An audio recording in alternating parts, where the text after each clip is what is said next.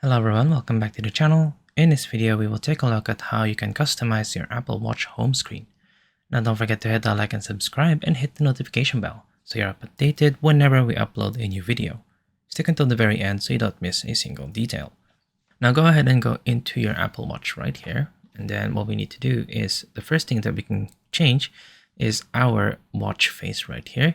If you want to go ahead and change that, all you need to do is to hold on to this, and then you can go ahead and go through every single versions that you want to take a look at right here, whatever you have set up before.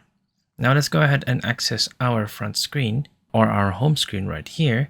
And then previously, how you would change it into different views is that you would need to go ahead and hold any app, and then you should be able to have the option to change this into a list or into this view right here. But how we can actually change that now is that all we need to do is scroll all the way up, and then you should be able to see list view right here to be able to change this into like this. Now don't forget that you can actually make changes to your watch on your iPhone as well. So go ahead and pick up your phone, which is connected to your watch. Now if you want to go ahead and make changes to that, all you need to do is go into Face Gallery right here, and then just go ahead and choose one to your liking.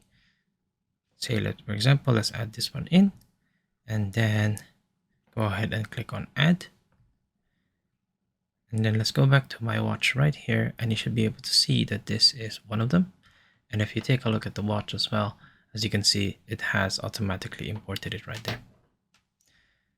Now, if you want to change this back into list view, all we need to do is click on app view right here, and then we should be able to change this into this one right here.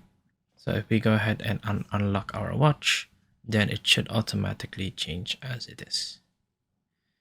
And there you go. I hope that you have found this tutorial useful. See you guys next time.